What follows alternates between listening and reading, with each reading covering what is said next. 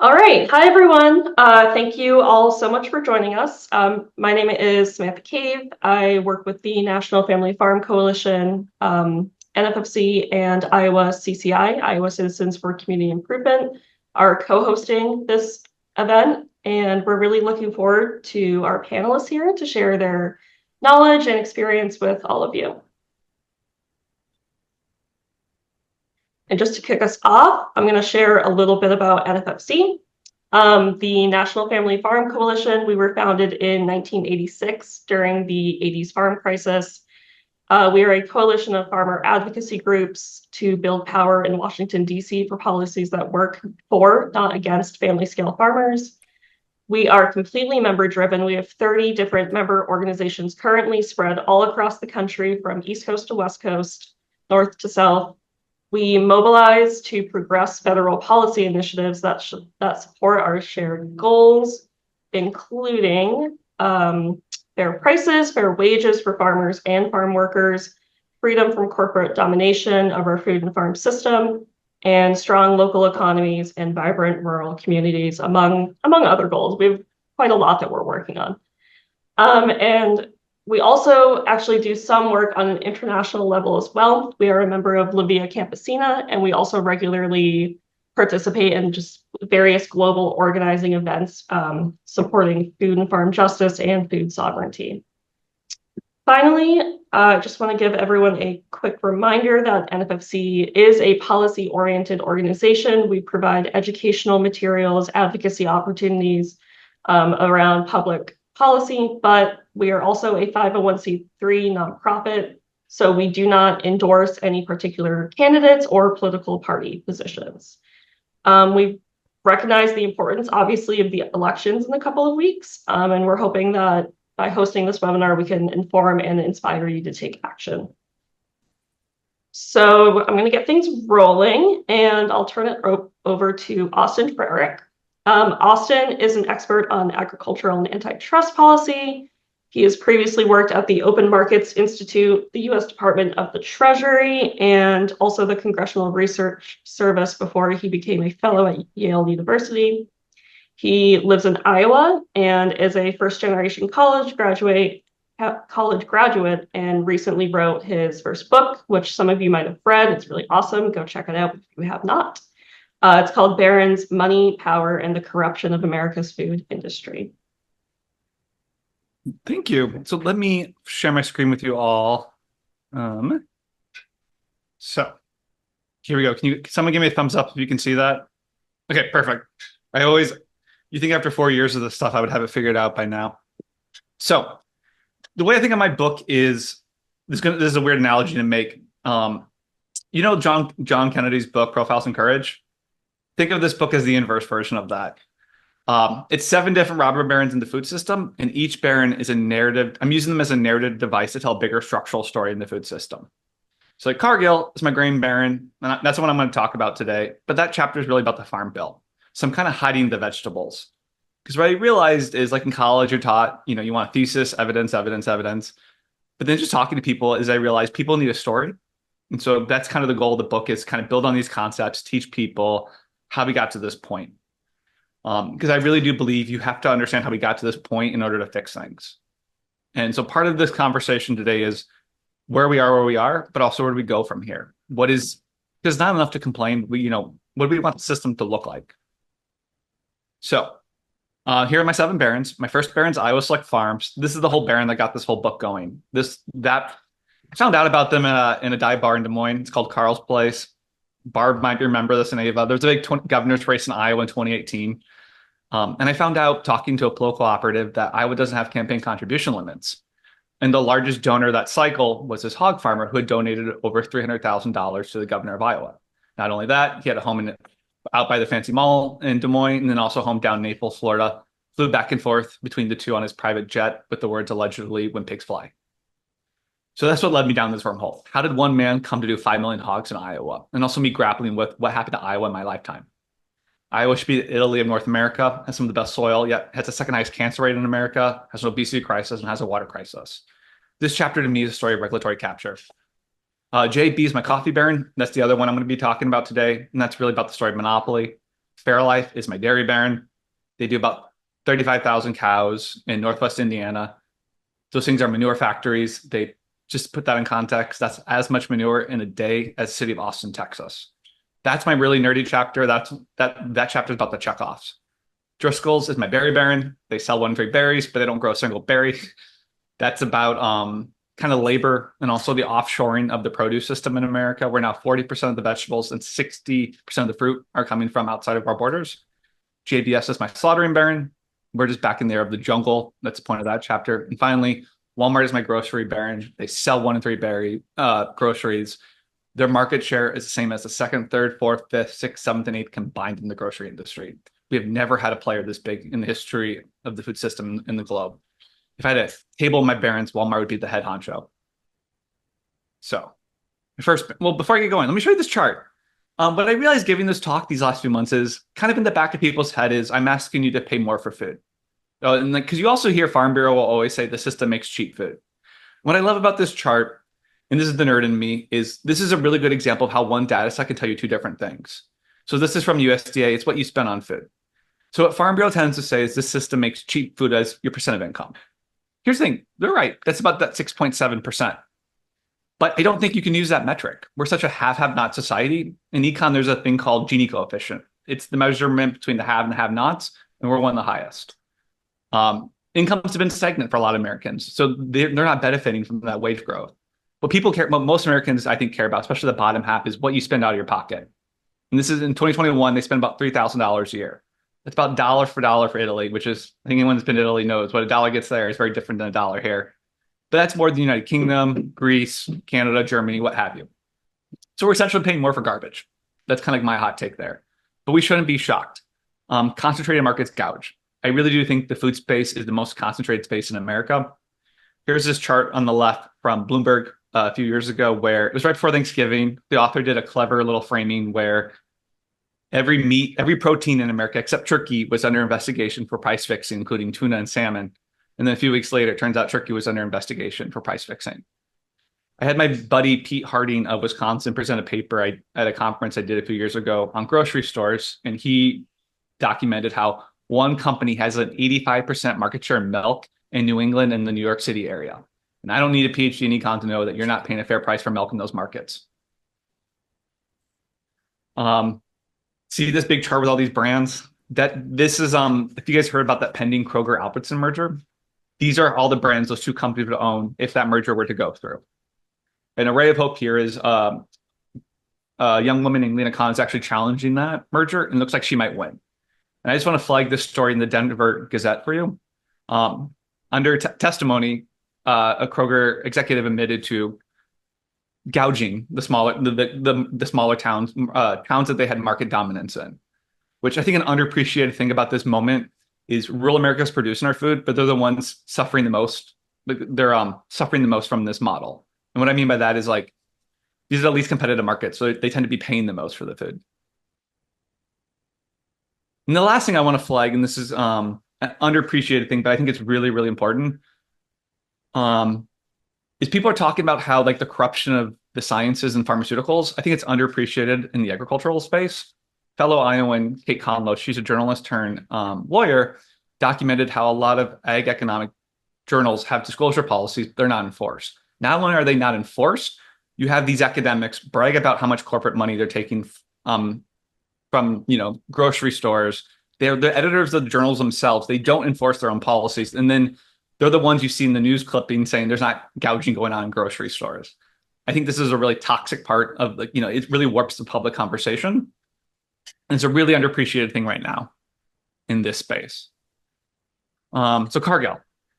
So the 2 brands I'm going to talk to you today with is Cargill's one of them. And Cargill is, think of Cargill as the closest modern day example we have to Standard Oil. Here's the thing. You can go to a grocery store and not realize you're buying a Cargill product because they don't put their names on anything. But they are the largest private company in America. They're bigger than the Koch brothers. It's all about moving the middle. Check out this. This is from one of their own brochures. We are the flour in your bread, the wheat in your noodles, the salt on your fries. We are the corn in your tortillas, the chocolate in your dessert, the sweetener in your soft drink. We are the oil in your salad dressing, and the beef, pork, or chicken you eat for dinner. We are the cotton in your clothing, the backing on your carpet, and the fertilizer in your field. First of all, that's incredible prose. Second, what power is that showing you? Just to put their size in context, all these states in green you see right there, all their tax revenues added together equals what Cargill does in a year. So this chapter really, to me, is a story of that farm bill, as I mentioned earlier, where I think of the original New Deal farm bills like Goldilocks, where markets were oversupplied and they were gutted, and farmers were pushing their land, engaging in destructive environmental practices in order to save it. So New Deal farm bill comes along. Keep in mind, I'm compressing a lot of history here, folks, but I just want to like kind of put things in a bigger picture. Was you get a little subsidies, but you have to, take some land out of production, conservation. So some carrots and sticks. There's also limits on how much you could get. Here's the thing. Cargill hated this. Cargill, which, by the way, Cargill's also starts out of Iowa. Starts in, for the Iowans on the call, near Decorah. Cargill hated this. Cargill wants to move and process as much grain as possible. And this farm bill system is limiting grain production. It's trying to find that sweet spot. So they fought it. I mean, they thought FDR was evil. They thought about transferring their assets offshore. Turns out he was really good for business. The company really exploded under Franklin Delano Roosevelt. But what you see over time is you see the systematic assault on this kind of Goldilocks framework. To what I focus on the 1996 Farm Bill, which I call the Wall Street Farm Bill, which is now designed to overproduce grains at the expense of everything else. So every year turns out it's a record corn crop, and we got to find new artificial uses for surplus. That's why you get dumb things like ethanol. So like normal logic would be like, well, these markets are glutted. Maybe you should grow rye. Maybe you should do something else. But instead it's more corn, more soy. And there's all these weird consequences because of this model. It pushes animals off the land, all that kind of stuff. And there's also I think the best example of rot is actually crop insurance. I mean, when most Americans hear it, they think of a rainy day fund. It's really just insurance for low prices. And I don't think most people realize, but Bill Gates is one of the largest owners of farmland in America. So he can get as much insurance as he wants to grow corn. And that's basically a wage subsidy. And so what we see is this is for every dollar you spend. Every dollar you spend in the store, what a farmer gets. You see slowly after the FDR reforms, more than half of every dollar what you spend in the store went to the farmer. And now we're at an all-time low. There's a little methodology change. That's why the lines changed a little bit. But what you see is as the systematic assault of the Farm Bill, as it becomes more pro-corporate, it undermines what a farmer gets. And what it does too is it pushes farmers. But you think of a family farm as a diversified like retirement portfolio. You have a bunch of different crops going on. What this system does is it pushes people to do 1, 2, or 3 crops. And what that does is it makes you incredibly fragile. I think that's an underappreciated thing of this moment is like when this bird flu hits and all you do is chickens, it really puts you on the edge of bankruptcy and also makes the system really, really expensive. The other thing here, and Julie Guthman at UC Santa Cruz has done a lot of work on this, is just really highlighted this point is how much the current obesity crisis in America is structural. It takes money now to eat healthy. We subsidize chips and pop, but we don't subsidize carrots. The other thing I want to end on is there was this great Oxfam report from 10 years ago where Colombia went through this massive civil war where 250,000 people died. And one of the things they decided to do to solve those underlying issues was they did land reform. One person can only own so much land. Well, it turns out Oxfam discovered Cargill blew past that, created all these shell companies and had 36 times that limit. And I'm telling you this example because it's to me, it's a really good example of tip of the iceberg. They're a private company. They're so powerful. We really don't know what they're doing. I mean, I kind of end this chapter thinking a better example of them is not Standard Oil, but the 19th century British Empire. The sun never sets on the Cargill Empire. They're still in Russia because we don't know who they are, so they don't feel that consumer backlash. So JAB. JAB is my coffee baron. This is the thing. Trust me, most people haven't heard of them, but I almost guarantee you probably had one of their products in the last month. Keep in mind, they didn't sell a single bean of coffee in America until 2012. And they now own all these brands you see right here. Your Stumptown, your Krispy Kreme, your Keurig's, your Caribou Coffee, your Pret a Manger, your that Vermont Green Mountain Coffee. And even when they bought Keurig, they bought all these other brands. That was a package deal. So they got A&W, they got Snapple. It's that illusion of choice. To now they sell more coffee than Starbucks in America, and you wouldn't know. And part of that too is this is really bad for coffee farmers. What used to be a competitive market for their bean now is just one secret German family. The point of this chapter though is really about antitrust. And fun fact, first antitrust laws in the world come out of Iowa. It was farmers mad. organizing to do something about railroads and grain elevators.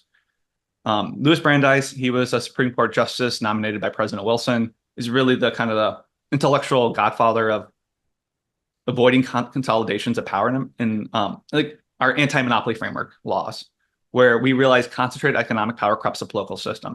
And what he really disliked was inorganic growth. What I mean by that is companies that got big through mergers and acquisitions, which is exactly what that Coffee family did.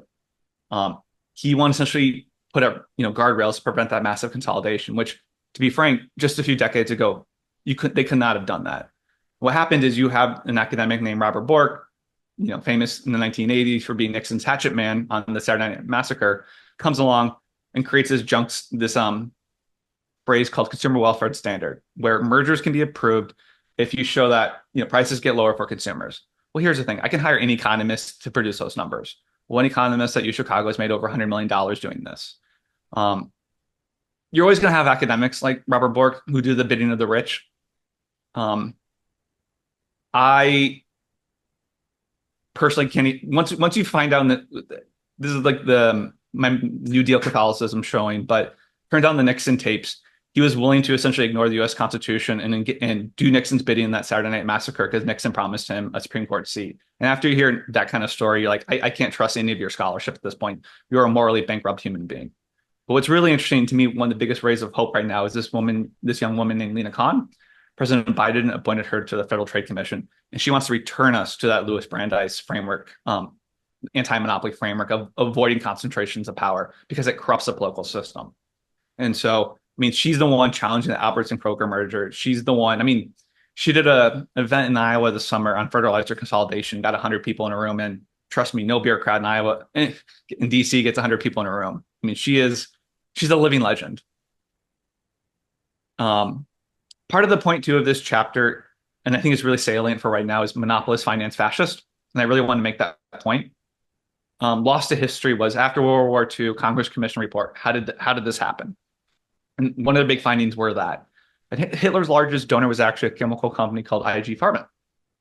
And Hitler would walk into the room and be like, "Oh, I don't mean that crazy Jewish stuff. I'll help you sell chemicals." So they cut him a check, his largest check. And according to this congressional report, that check made the dreams of my come true.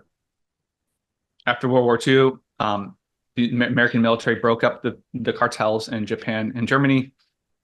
You might have heard of one of the companies IG Farben was broken up into. One of them is modern day Bayer Monsanto. There's a really good book on this I recommend, Hell's Cartel. But part of me telling this is that secret German family, it was discovered in British tabloids a few years ago, has a really dark German past. And the family commissioned this big history. How did it happen? They said sorry. They cut a check to a Jewish center. And then right before I went to press, the Wall Street Journal reported that they're still in Russia selling coffee. And I think Putin is the closest example we have today to a modern day fascist. And the fact that they're still selling coffee in Russia tells you the words mean absolutely nothing. And I want to go back to this slide right here. It's just showing you what a vertical integration is, horizontal integration. I had such a simple aha a few years ago.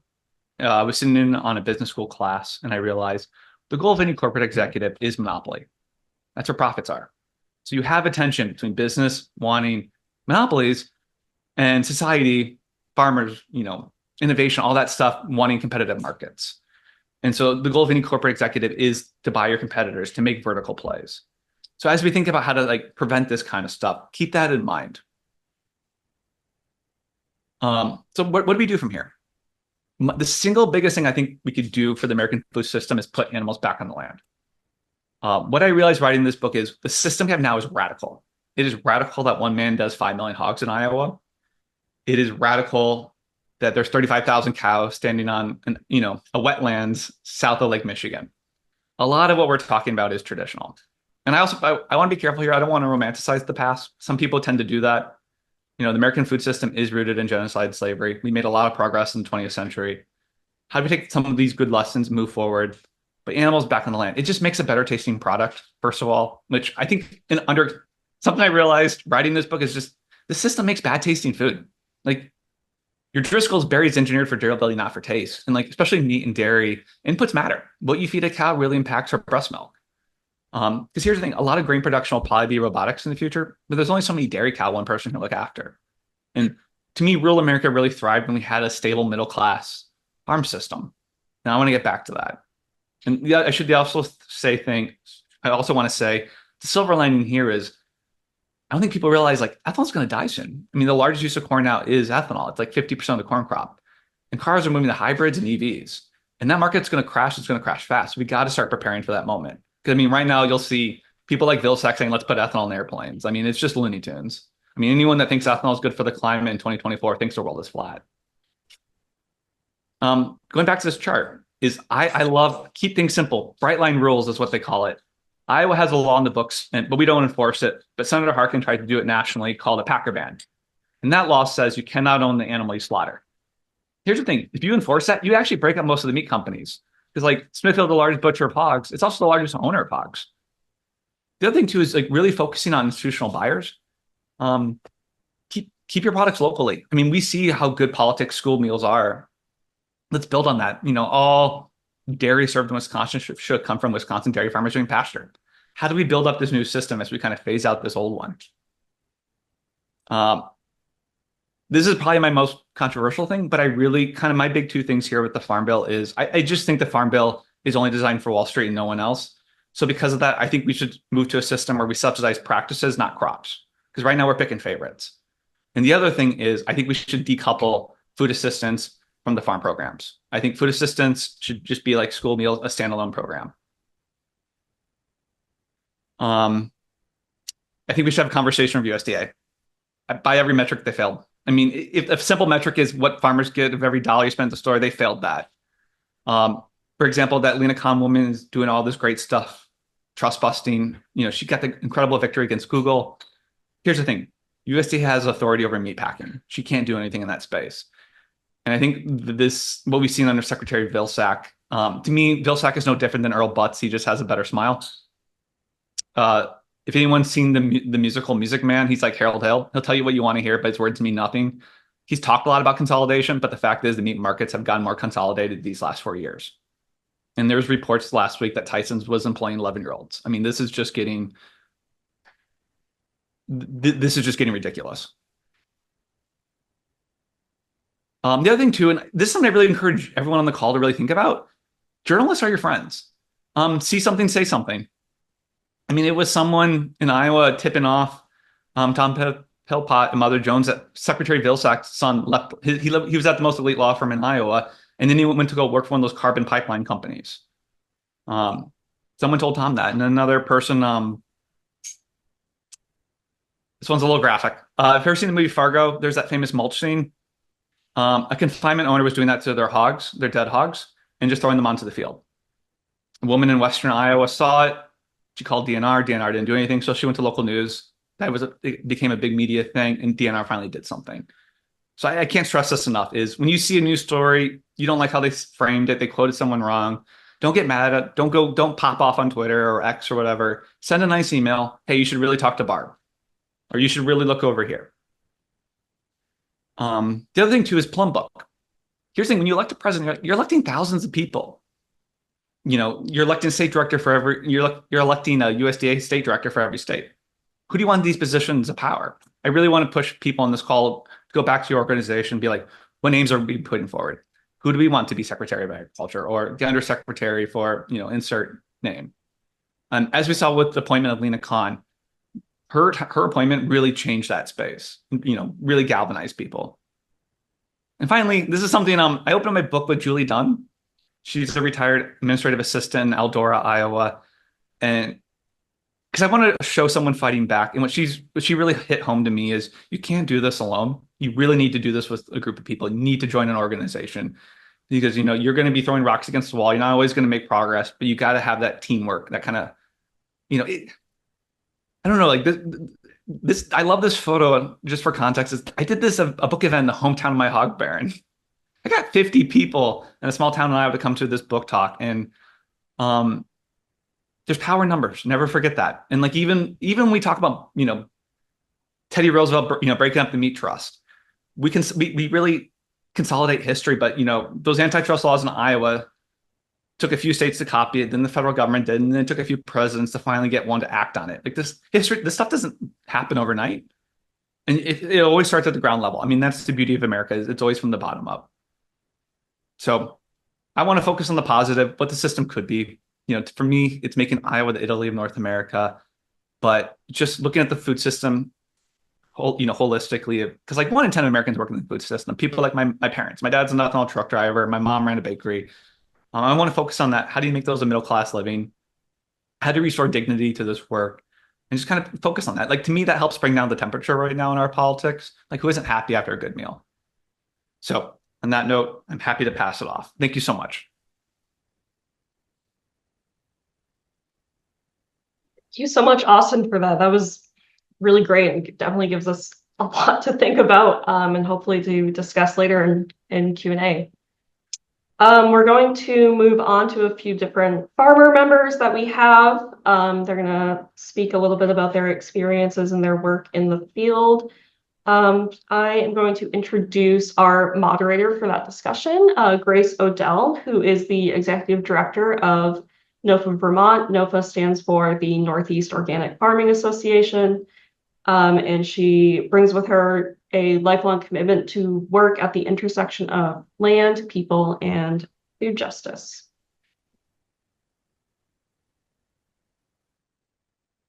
Thank you, Sam, and thanks, Austin, so much. It's great to hear more. And for those of you who haven't read the book yet, I highly encourage it. Each chapter is just incredibly revealing, incredibly well-researched, also easy to absorb and understand in a way that is really, really hard to pull off. So it's really worth listening or reading, getting enraged, and then taking some action. So again, to just lift back up what Sam shared, because I am such a super fan of National Family Farm Coalition, who is working and has been working for decades to help mobilize family farmers and ranchers and also fisher people to work for fair prices, to work for vibrant community centers, and to allow us all to have healthy food that is free from corporate domination. And NFFC is made up, as you heard, of member organizations, 30 of us. I represent one, and we in turn are all member-based organizations. So we ourselves represent farmers, farm workers, people who tend the land and grow food for their communities, as well as the communities they anchor and support. So we're kind of nested in that way. And NFFC has just been up to really good trouble for a long time. They have built power and coalition across farm type and location, as I said, across land and sea, also across scale, size, production type, across race. They have been really leaders in building the kind of momentum and coalition that we need to make truly durable change. So I am just thrilled to be a part and really glad to be here tonight with all of you. I think it's also really important to underscore this connection to Livia Campesina, which is an international movement that is working for land workers and peasants who tend land, overwhelmingly providing the world with the food that we rely on.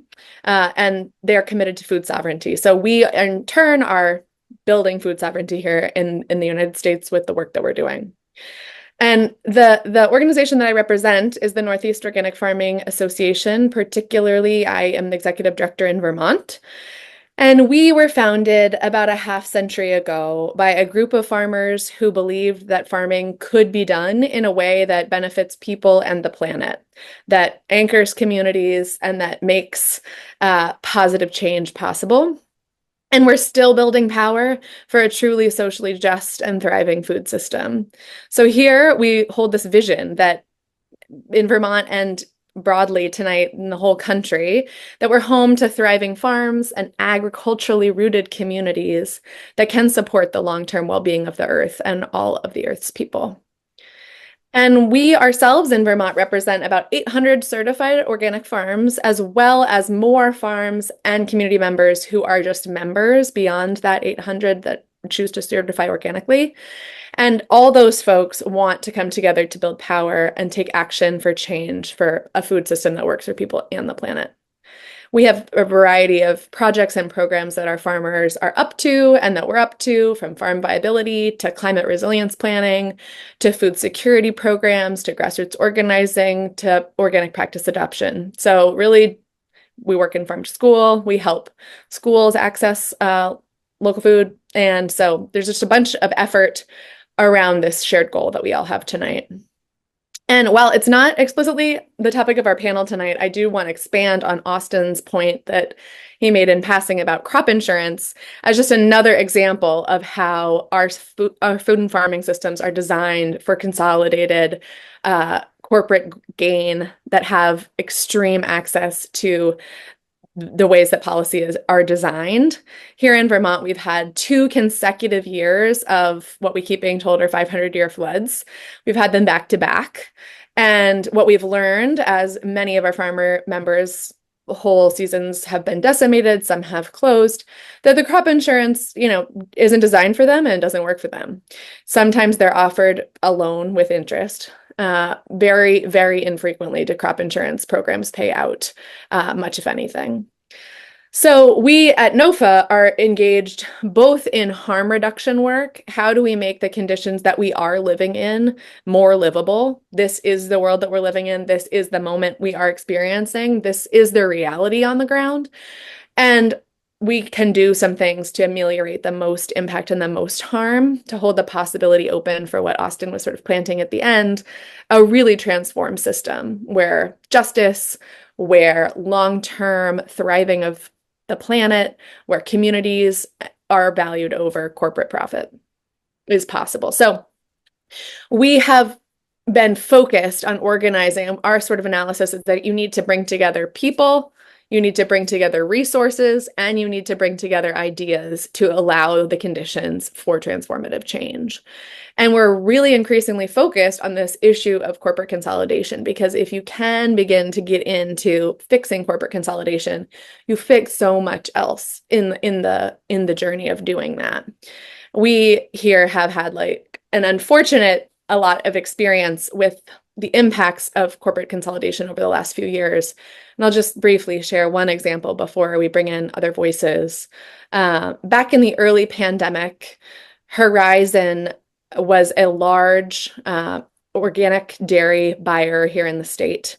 And for those of you who are not dairy farmers, when you are producing a lot of milk, that milk needs to be picked up by the milk truck once or twice a day and taken off farm. And there is no leeway in that, right? You have to have the milk truck to come because you can only store so much and it needs to be taken and shipped.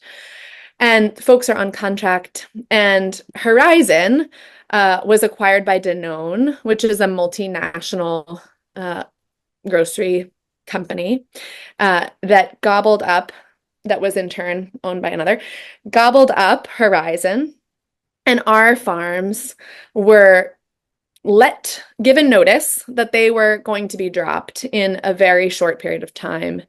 And this completely decimated. It was 87 farmers received this notice letter, and it was extremely damaging across the region when folks' contracts were just abruptly abandoned.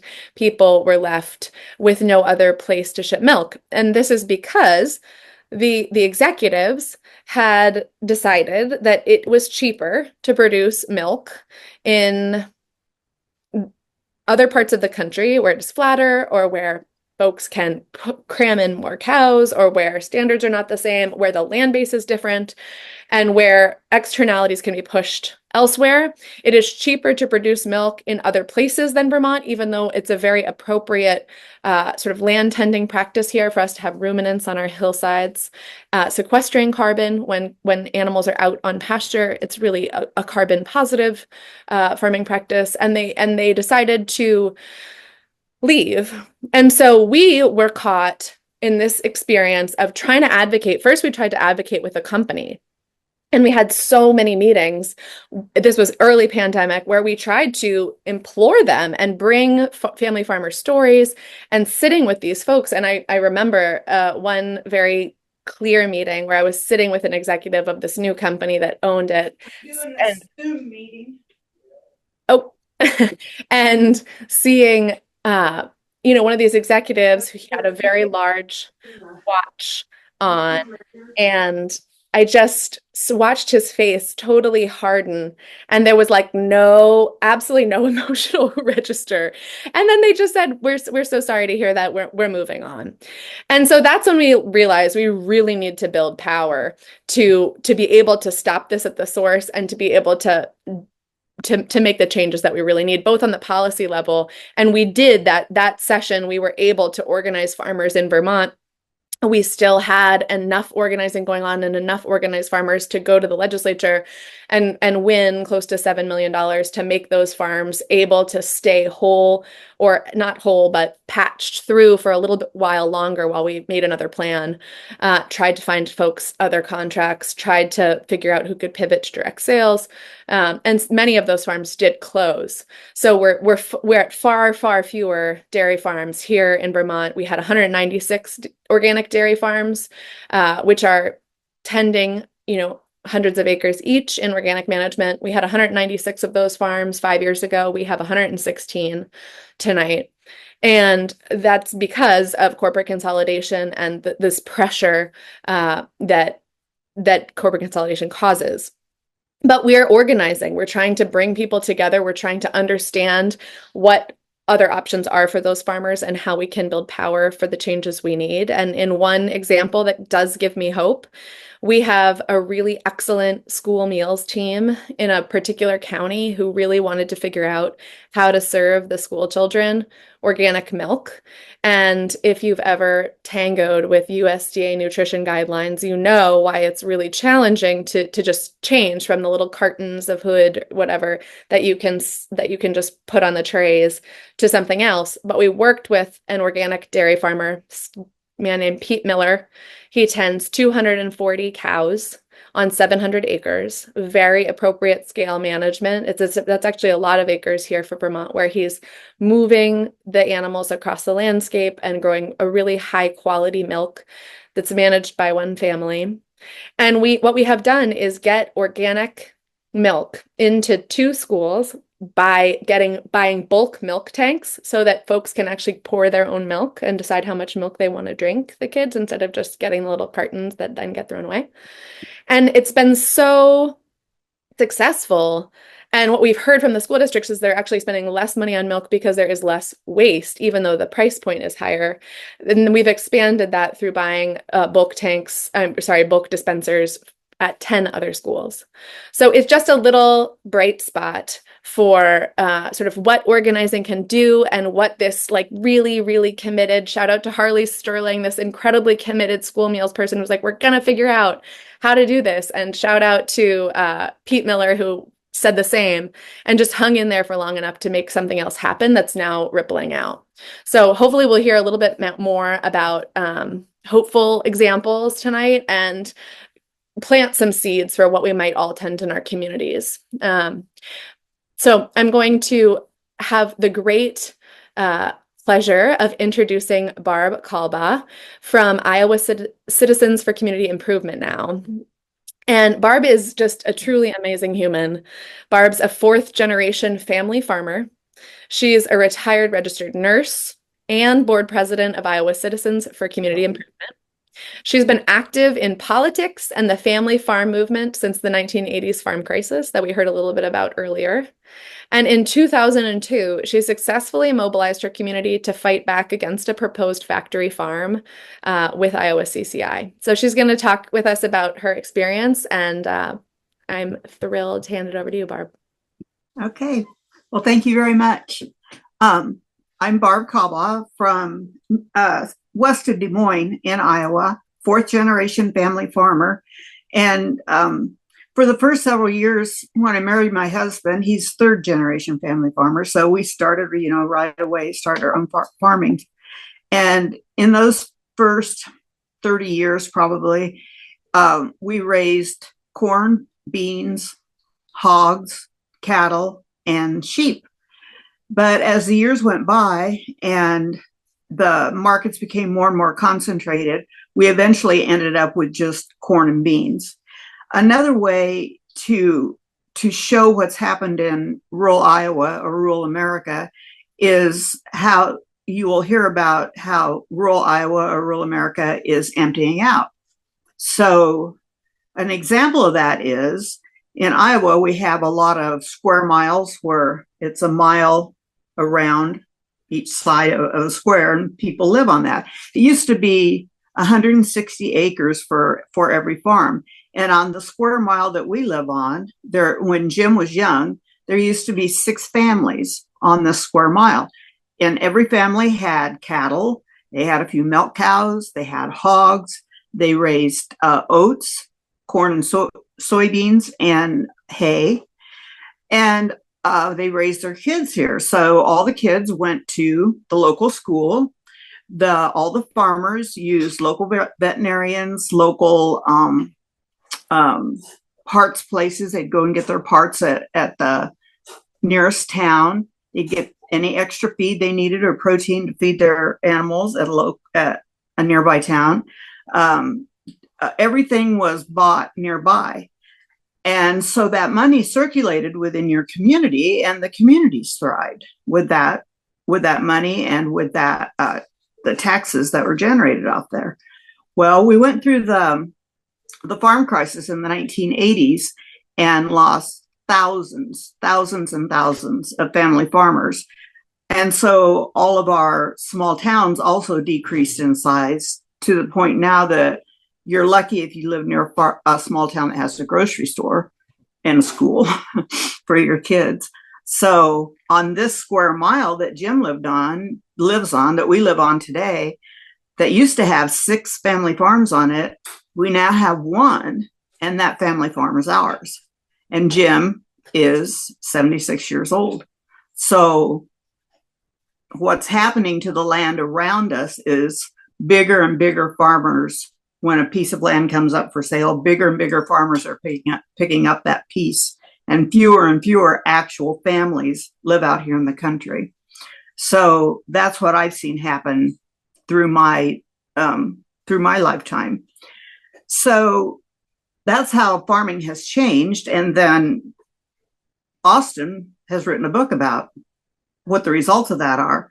Another thing that happened with us, so in the 1980s, we fought back against the farm crisis and tried to stabilize agriculture in our area. And then in 2002, and in the 1990s, really, it was when they started building these, what we call factory farms, the big concentrated animal feeding operations. And in 2002, a man named Gary Weiss, who was not a farmer, but he owned lots of land, he came from 60 miles away to my house to put up a big factory farm. It was going to have 7,200 sows and male hogs on it. And it was going to generate 10 million gallons of liquid manure to be hauled up and down the road by our house every year. So I started calling the neighbors as soon as I found out. I called the neighbors to see if they knew, and of course they didn't, and we're all horrified. And I had just read a little article in the paper about an organization called Iowa Citizens for Community Improvement, and they had helped stop a factory farm in a local town. So I called Iowa Citizens for Community Improvement and told them my issue. And they sent an organizer out to meet with us within 2 days. He was out here, and we had a big neighborhood meeting. And the thing about Iowa CCI is they don't tell you what to do. They help you think it through. They look at the situation in your community and what you have to work with, and then they help you figure it out. Well, what can we do? What steps can we take?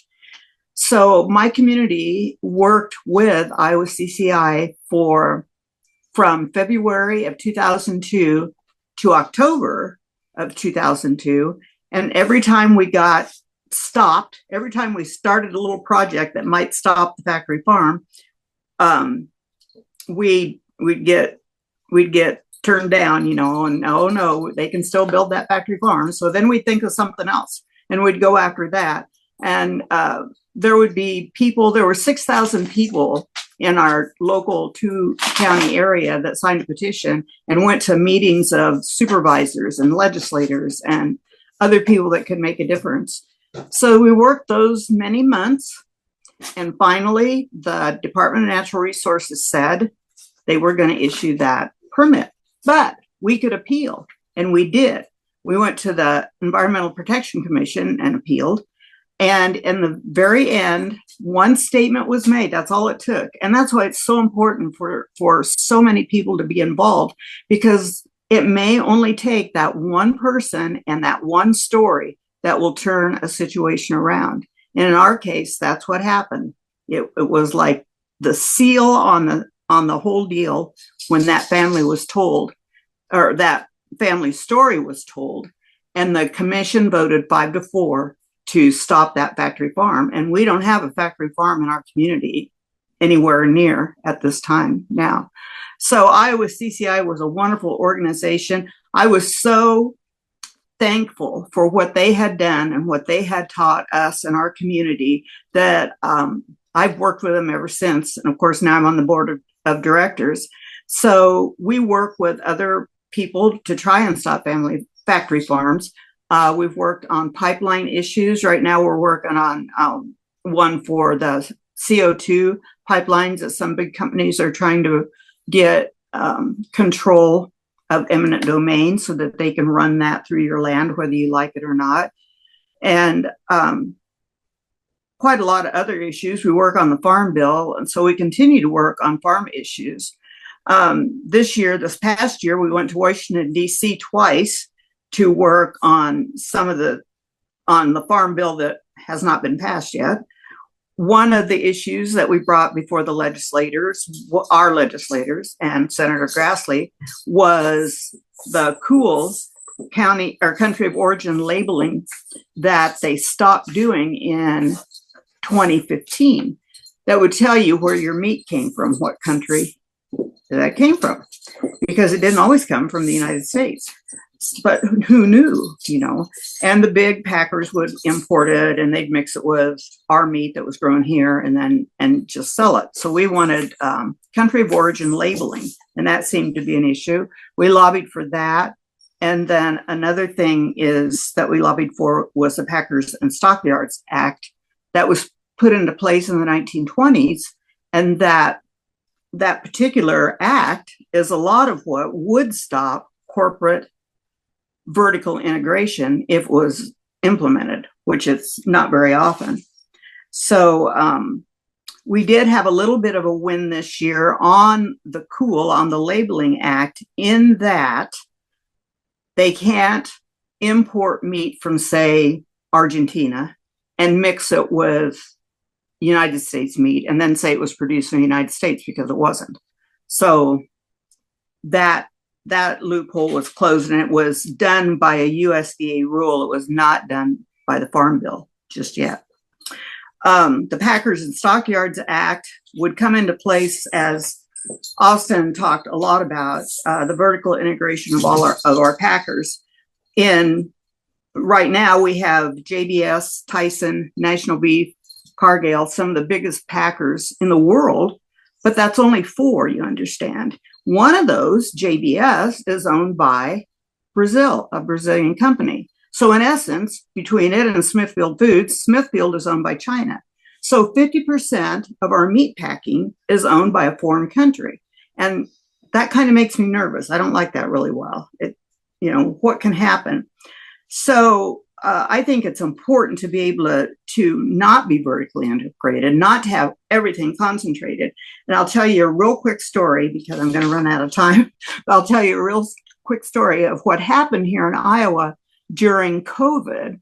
Was Smithfield. We have a big pork packing plant called Smithfield, northwestern Iowa, owned by China. But anyway, they packed and killed 20,000 hogs a day. So that 20,000 hogs would have to be ready to go every day to this packing plant. Well, the people got sick, the workers got sick with COVID, and finally Smithfield just had to shut down. They couldn't take their 20,000 hogs. Well, the problem with that was that you had 20,000 baby pigs over here. They're all lined up to take the place of the 20,000 hogs that were supposed to be packed. So what to do? Well, what they did was they killed the 20,000 hogs a day that couldn't be taken by the packing plant. And that's a problem with concentration. We're killing 20,000 hogs a day in this one area when you had people standing in food lines clear across the country that were hungry. It's crazy. So all you have to do then is have a disease, maybe a baby pig disease, so that you don't have the baby pigs to fill up the 20,000 slots that are ready to go to market. But it's also concentrated. If that happens, there's a huge, not good situation in our food situation. There's nobody to pick up the slack. So that's a lot of what the problem is with corporate farming. So we have to fight back. And there's groups like Iowa CCI and National Family Farming Coalition groups. The more people that are involved, the more we can do. And like I said, I've seen it with my own eyes, the ideas and the thinking and the wisdom that comes from an individual, and you never know who that individual is going to be. And by golly, it works. So we need to all stick together and work together on this issue.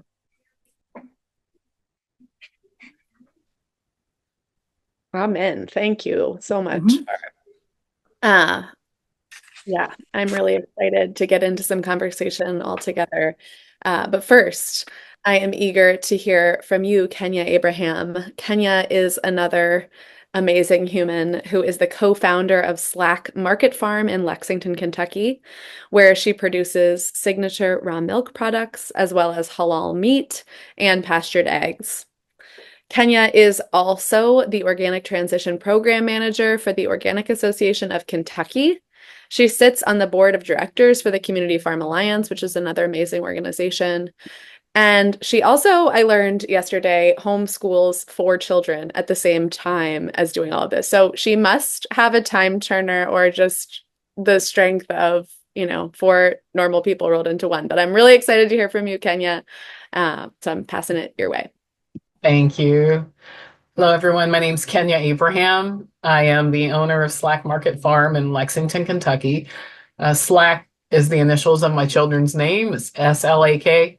So it's Sabia, Layla, Aya, and Cobham. We're not slackers. We work very hard. We have a raw milk micro dairy here in Lexington, Kentucky, and a very small farm, 12 acres. We produce raw milk for human consumption, and we operate a herd share, it's like an alternative market option for selling to consumer, and it brings people into a relationship with their food and who's on their dinner table. And so in that, we've just coming into farming realized that a lot of the things that we were interested in doing and how we wanted to live and to provide life-giving products to people, those options were very limited by the laws in Kentucky, and also the issues we were having with being processors for halal meat was another big challenge for us in getting started in what we do. And so in that, we have always been in the fight of just trying to create a new space or a new place for how we want to move forward with moving our products and bringing people into community through our farm. I also operate a 501c3 nonprofit program called Stack a Story Bookshop. So we bring kids out here to the farm. We have family farm stays that allow kids with terminal illness or kids from underserved communities the opportunity to come spend time on our farm. They can stay overnight sometimes with families in our guest house and spend the day doing what we do every day, just milking cows and all the things. So it's been a long journey, and through that, organics has been a very important thing to me. So I've always practiced with organic methods and found myself tipping my toes into the organic program and became an organic inspector for the National Organic Program. And that's how I ended up working with a transitioning program through Oak and working with farmers here in Kentucky. So in all of this, I've also just trying to find my way. When I first started with cows, I can say that the whole thing with the consolidation, when Grace was talking about the milk aspect, in 2018, we lost almost 100 dairy farmers in Kentucky due to Walmart and Dean's Dairy and some, processors closing. That was a big deal. And I kind of slipped into that because I was looking for cows for sale.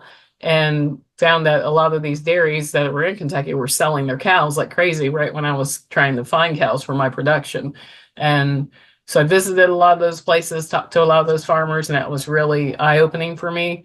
And then also, just like I said, with meat processing, the challenges that we were finding as butchers trying to process our meat through halal methods was just nearly impossible. And so we have been through looking at people that we wanted to work with for organizing to make a difference. And CFA, that's where Community Farm Alliance came in the picture for me. I found that CFA was doing the work to organize and do policy work, and that really kind of turned me on. And I wanted to be a part of CFA and became a member, which CFA is also a member of the National Farm Family Coalition. And so, there's just, as was everything that the two speakers before me have mentioned, there's just been a lot of loss. We have lost more than 1,000 family farms each year in Kentucky, and the number of small Black farmers has declined. We are getting more value in our products as Black farmers, but still we're losing Black farmers every year. And so that's not changed. And I have seen that it's just been a very difficult and threatening environment here for younger, new beginning farmers to even enter into the farming industry or get their feet wet and started, and just people having access to land, access to fresh produce. And so that's where I found the fight with CFA was worth joining. CFA is an organizer of farm, food, and fiber and energy networks being supported across Kentucky farms and local food and economies. We are the advocates for local food and agriculture systems and promoters of the farm and food equity in Kentucky. And we do that through programs like storytelling of small farmers through CFA's podcasts. We have a farmers market support program, a farm to table program, Fresh RX for Moms program, which supports mothers with getting fresh food and fresh vegetables. CFA is responsible for creating the Kentucky Double Dollars program that brings SNAP benefits to the farmers market and doubles their dollar. And we have a patchwork initiative. And most importantly, in my opinion, I would say the policy work that CFA is doing is really super important. Two of the things I like the meat side of what we're doing, so I'm always interested in what CFA is keeping up with, and like one being the Local Processing Act, which offers a comprehensive plan to increasing slaughter options for local livestock and poultry producers, and then assist small processing plants as they adapt to increase their demand and help create a more fair, resilient, sustainable poultry and livestock market.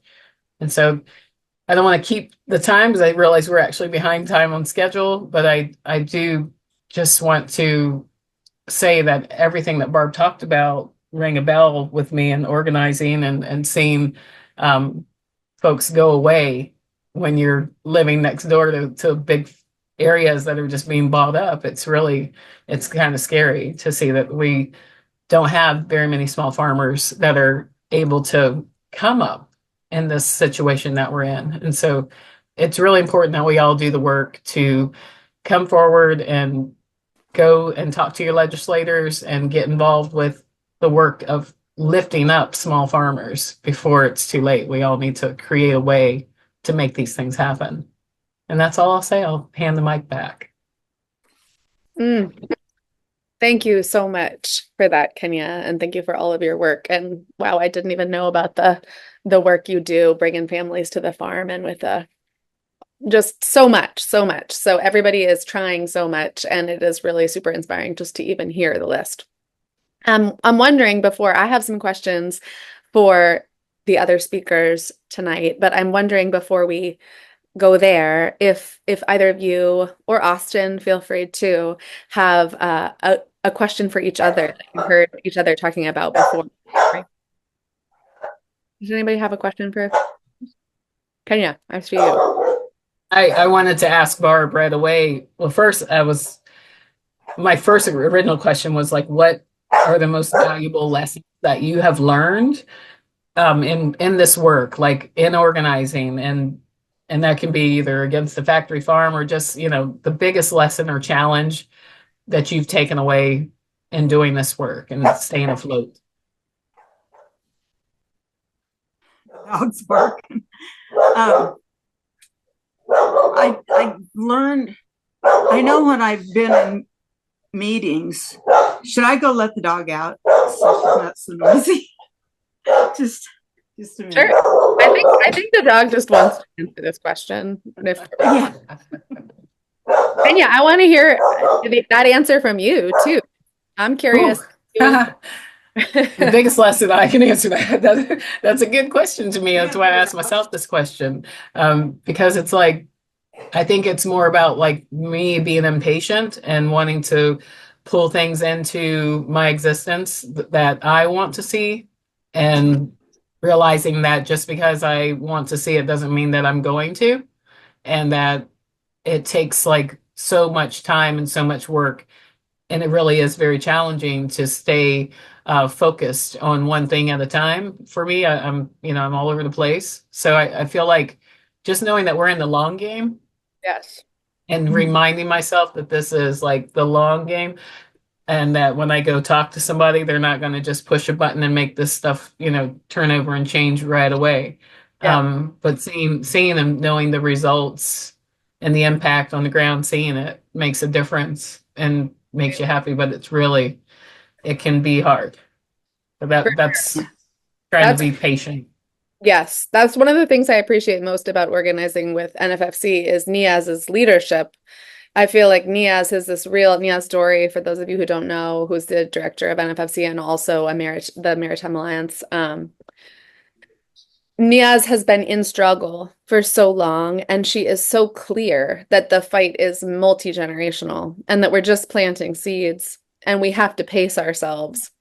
And whenever I get really agitated or I'm like trying to push for something, I don't know why it wasn't done yesterday, I know I can call Niaz and be like, I'm dying here. Why wasn't this thing done yesterday? It's so obvious. And she's like, take the longer view. Take the longer view. Like, support yourself in staying clear that it's going to be a multi-generation project and you're going to die before this is done.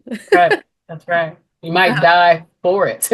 Literally. Like, I know that it's that the trauma and the things that my ancestor from 7 generations has brought me to this point right here, that I also know that I have 7 generations ahead of me. My grandbaby was born this year, alhamdulillah. Like, so there's one, but there's 7 more that will take it eventually. And so I just have to focus on that. To me, that's what I see as the long game. Yes. Yes. Congratulations on becoming a grandma. Thank you. But Barb, back to you. Yeah, and can you ask the question again? I'm sorry. What was the question? What's the most valuable lesson that you've learned in this work, like in organizing or in the fight, or what keeps you afloat, and what's the most valuable lesson that you? I think it's the value of people's stories, that once they come into the group, like into CCI, and then you hear their story, and then in a discussion about where to move forward, what to change, what steps should we take next, that person comes up with something that they've learned from their experience, and it's an idea. I remember one guy called me about the 10 million gallons of manure. He called me in the middle of the night and he said, Barb, I've got a great idea. And I go, yeah, what? And he says, we'll get all the farmers around to sign a petition or a paper to refuse to take this 10 million gallons or any manure. And then the producer will have to haul it a long ways away. And they won't like that. And in my head, I thought, it'll never work. It'll never work. It was one of the best things we ever did. So to listen to your members and listen to their stories and then listen to their ideas, people are really smart. That's impressed me. I had another question that when you were talking, that original question was my question before when we were planning. But you were talking, I was just like, what was the story that was told of that family that made that whole situation turn? And I don't know if it's a long story, but I just would love to hear it. And you might just need to put that in an email if it's too long. But well, it's not too long. Please tell that. You had to have your house, or you had to have a factory farm so far away from a house. And we had a trailer that our hired man lived in that would have been just 500 feet from the Cape on. And so that wouldn't do. But we left it there anyway, and he lived in it anyway while we're doing this fight. So when we were at the EPC, the appeal process, the perpetrator, I always called him the perpetrator that was going to put the building up. He said they purposely put a trailer 500 feet from my building site so that we couldn't build there. And he said, it's not a real home. They did that on purpose. And so when the EPC did their discussion, one of the members said, well, when I was growing up, we lived in a trailer house and my dad was a hired man. We lived in a trailer house on the farmer's land, and I thought it was a real home, she said. Complete silence in the auditorium. Nobody said a word. Mm-hmm. And when they voted, that was it. That was the thing that turned the vote, was her story. Wow. About Thank you. Living in that same place. Yep. Wow. It was good. That's a great story. Yeah. Thanks for asking that, Kenya. Yeah. Because this came up in some of the sharing that we were hearing from each of you about both grief for the times that we're living through, so much loss, you mentioned, Kenya, and sort of handling that. And then on the other hand, like these seeds of hope we're trying to tend, and what this relationship is between grief, which is really like love without a place to go, and hope, is one that I'm really curious to hear from you all. And one of the thinkers I really appreciate, Joanna Macy, talks about our time as hospicing dying systems while helping midwife new ones, but we are in this midwife position, not in the baby position. We don't really fully know what's coming. And in this book that Kelly Hayes and Mariam Kaba wrote, which is called Let This Radicalize You, Organizing in the Revolution of Reciprocal Care, which I really can't recommend highly enough. They wrote, this practice of hope allows us to remain creative and strategic. It does not require us to deny the severity of our situation or detract from our practice of grief. To practice active hope, we do not need to believe that everything will work out in the end. We need only to decide who we are choosing to be and how we're choosing to function in relation to the outcome we desire and abide by what those decisions demand of us. The practice of hope doesn't guarantee any victories against long odds, but it does make those victories more possible. Hope, therefore, is not only a source of comfort to the afflicted, it's a strategic imperative. So I'm curious to hear from all of you sort of how you see hope as a strategic imperative, and what role you see hope playing in the movement of small farmers right now, how you're tending it, what you're making of your grief with your hope.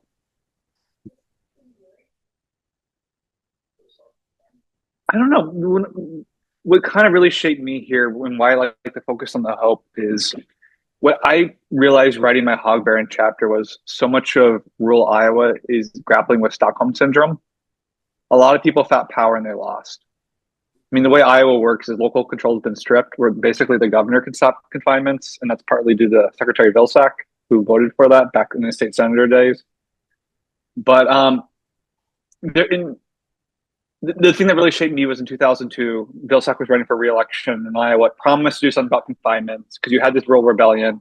Then after he won, not only did he not do anything, he oversaw the largest expansion of confinements in Iowa history. And right now what I notice is politicians can say stuff, people don't trust them anymore. And so there's that Stockholm syndrome where it's just people just think everything's so, they can't imagine a better system. You got to put points on the board, part of that, number one.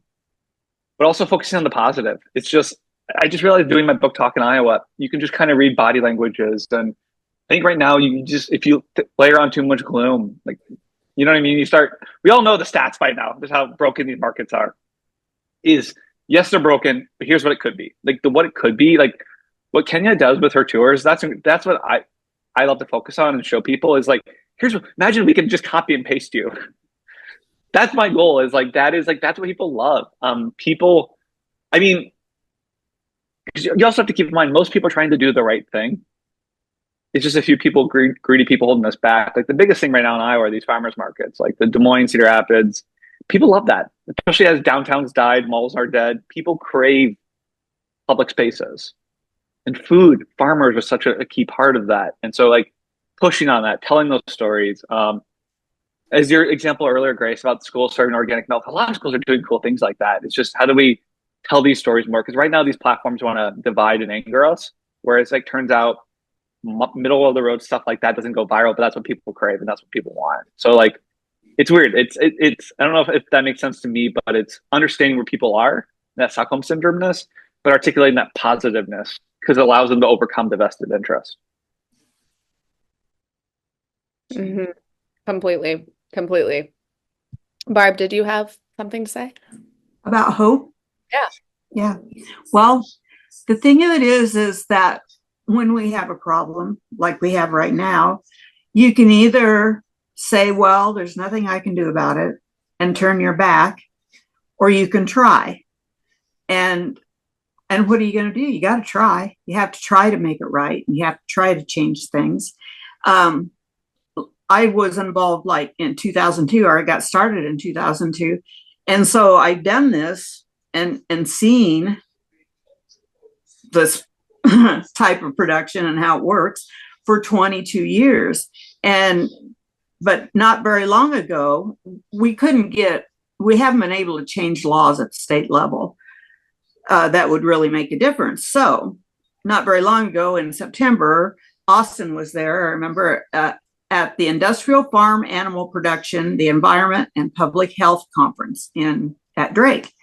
And we hit on all the things that I've seen happen and be talked about and that we've complained, that we've, had issues with and talked to the legislators with all these years, all these 20 years, and nothing has changed. But now at this convention, it was the professors, it was Tom Harkin, it was Austin Frerick, it was important people that now are talking about we're wasting water, people are having to clean up our water, what's going to happen to our water, how cancer has changed people's lives, and they're starting to pull these things together from the factory farm situation. And it took 20 years, but if we'd quit back in 2002, we really would be in a mess. So yeah, so that's where hope can take us. It just takes a lot longer than what you want it to. So true. I mean, just to add on to that, what gives me a lot of hope right now is the politics on this are so jumbled, and I love that. I really do believe things get done in America when weird bedfellows come together.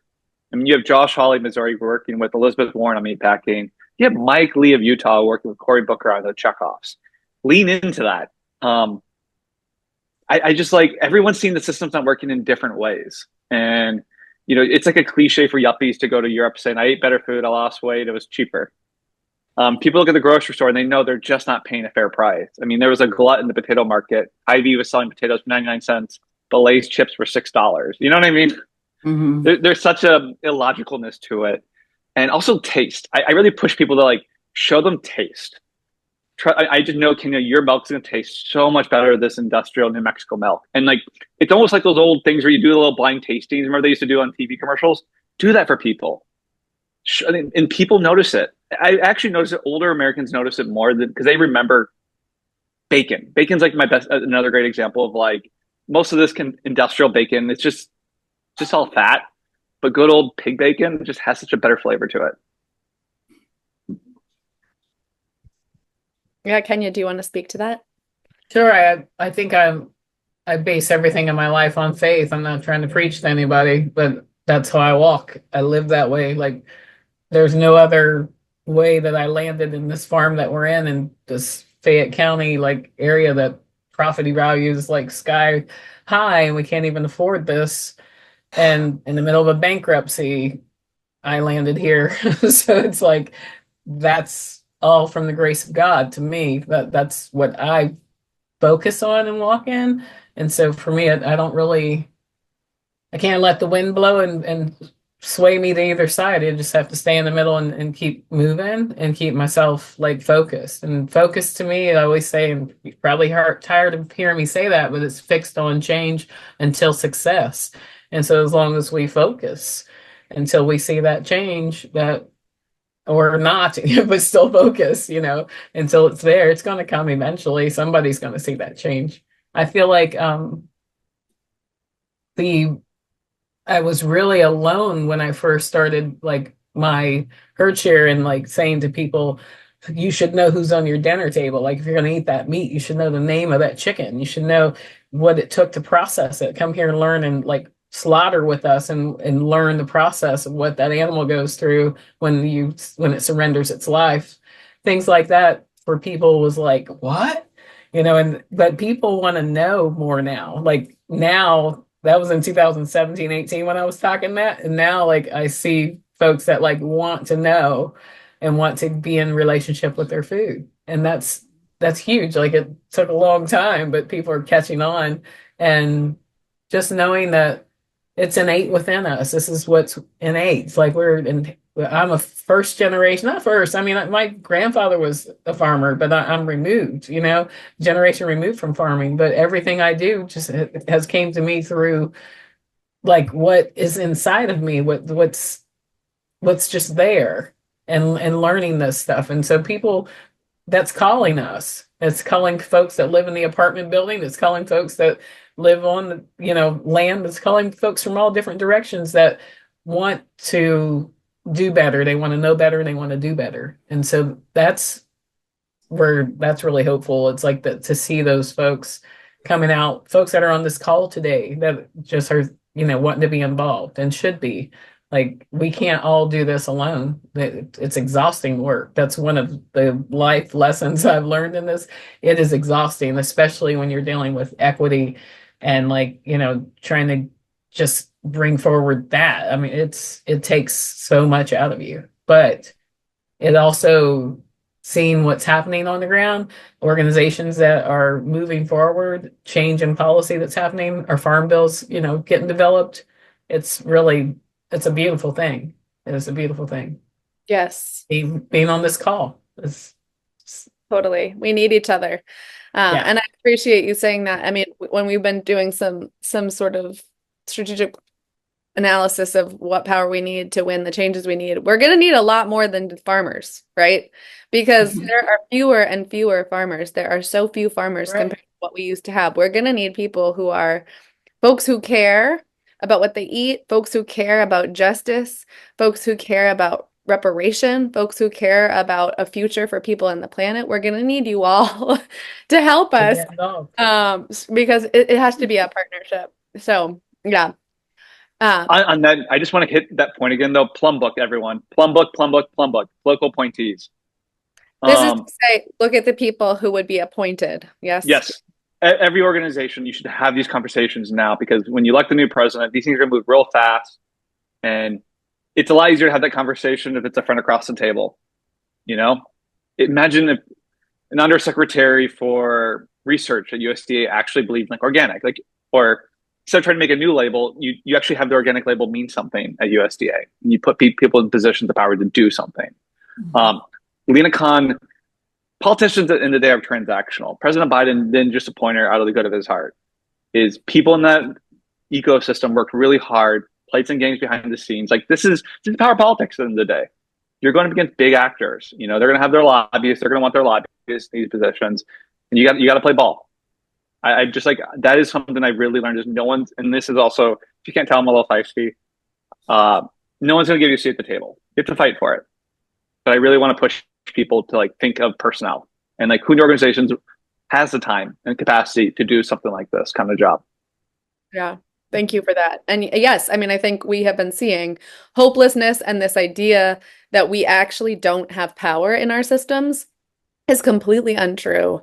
It is a narrative that's being fed to us so that we feel like we can't do anything, and we all have to summarily reject the premise and connect with our neighbors and demand change, because really we are so many. We are so many. And when we build coalition across race, when we build coalition across class, and we really stand in solidarity, we are truly a force. And we are the people who make everything go in this country. So I think just like really hammering that home. And all right, we do have a few more minutes to ask a few more questions, so you can keep dropping them into the chat. But we've gotten a question where folks are curious to know a little bit more about the role of private equity. Like, how is private equity affecting the food system and also affecting land ownership and farmland access? Can you? Yeah, so Yeah. private equity was my coffee bear. Was the coffee bear in my book. I just didn't identify them. So it's mostly that family's money, but there's like other private equity entities that pool their money, do this. I think private equity personally is one of the most destructive things in the American economy right now. These companies are vultures. They don't run a business. They tend to extract from these companies. They don't live there. They don't. I mean, here's the thing. It's all these regulatory things. I mean, it's a business model that shouldn't exist, but because of certain tax code stuff, I'm currently researching chain restaurants. I'm working between everyone on the call. I'm working on Cisco as a distribution baron. They have a 50% market share in broadliner distribution, and there's been a lot of private equity movement into restaurants, chain restaurants. Like what we saw with Red Lobster is just the start of something, I believe. But they just ran it into the ground. Fun fact: Red Lobster used to be owned by the same company that used to own Chicken of the Sea. I call that my seafood baron. I joke to someone I have a whole B list of barons that didn't make the cut. But private equity is like, it's these dark pools of money that aren't transparent, and they're not. There's no long term interest there. It's all short termism. Thank you. Yeah. Yep. I'm curious to sort of hear a little bit more from you about the upcoming elections, federal, state, and local. How do you all see these impacting the landscape for the work that you're going to be doing, and also for corporate agriculture and what we may be up against even more? So can you all share a little bit of your thoughts about that? What you'll be facing? Well, there's a problem with agriculture, and I would think, a lot of farmers are Republican. I'm not sure exactly why, but they are. And most of our prices have been the best during a Democratic administration. And we do have the Farm Bill still. We're still waiting for the Farm Bill. And supposedly they'll just extend the 2018 one at the end of this year and work on it next year. So, the election is going to be really important as far as the Farm Bill is concerned, because those people are going to be putting it together probably in 2025, or at least we hope so. So when you look at who you want to vote for, you really want to look at where they stand, what their issues are as far as the Farm Bill is concerned, and what they would be likely to want to push through. Like, I know there are some politicians that think that we have too much food stamps, or too many food stamps, too many food assistance programs. And I think maybe Trump has said it before too, about they would be likely to cut that in a new Farm Bill. And so those are all things that would, of course, impact the consumer, but they also impact businesses, food businesses. So those kinds of decisions do. So I think that we need to hear about that and think about that when we get ready to decide who to vote for. Thanks for that, Barb. Kenya, did you have a thought?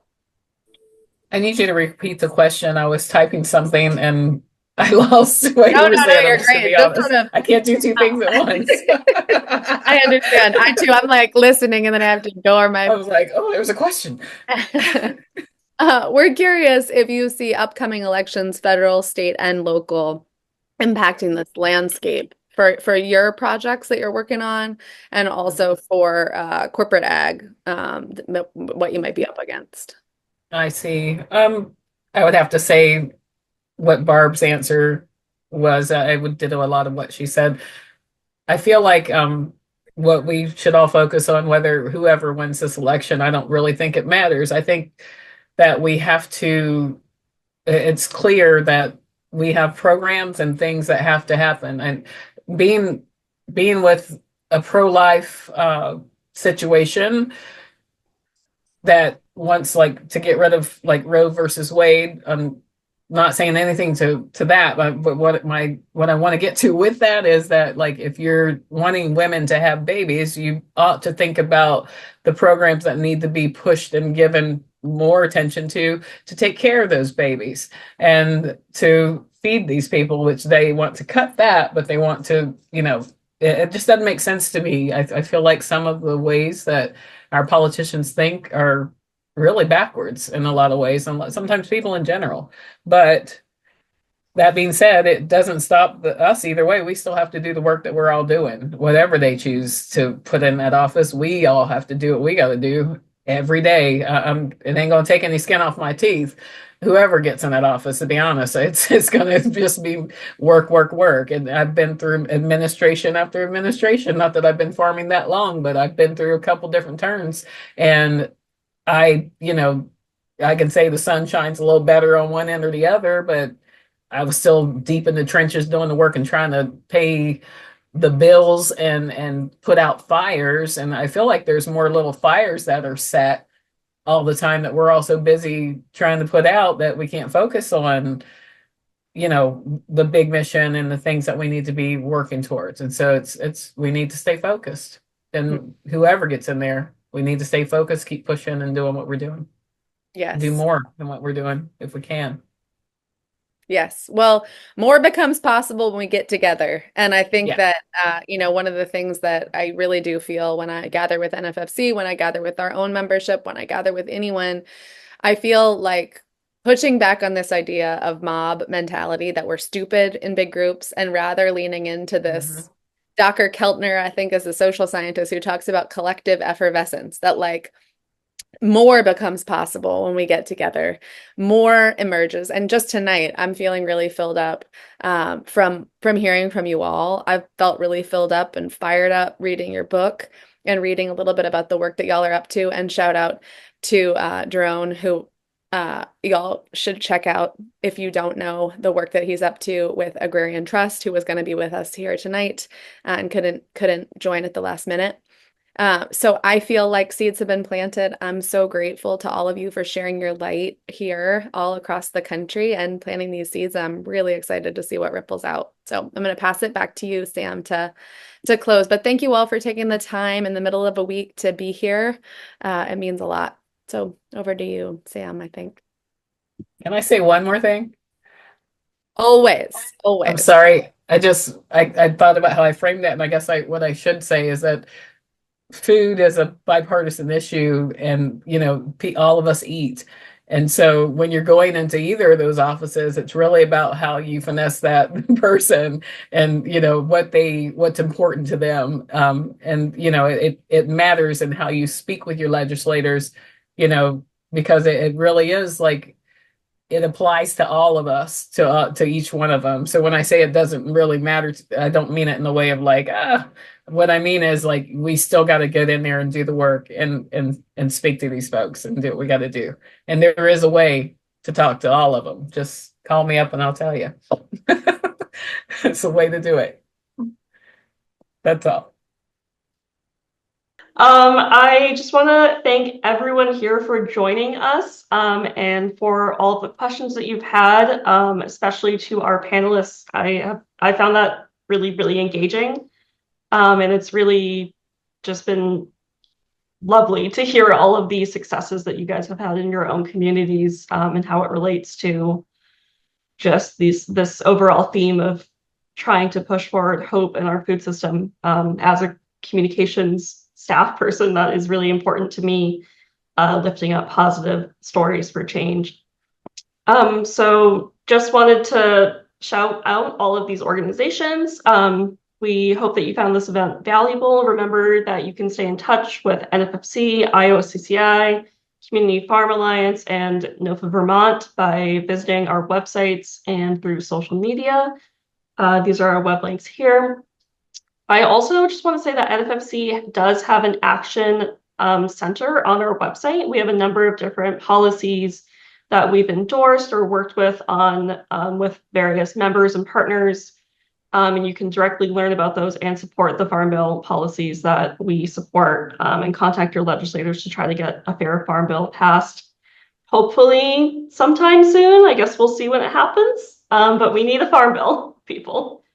You can also visit our groups online to donate. Just as a nonprofit organization, we do rely on donations to keep our work going. So I just wanted to throw that out there as well. And then finally, just a reminder that we will send an email following the webinar with resources, the recording, any of the links that we've put in the chat, any additional information that you might be interested in seeing. And just thank you all again for being here.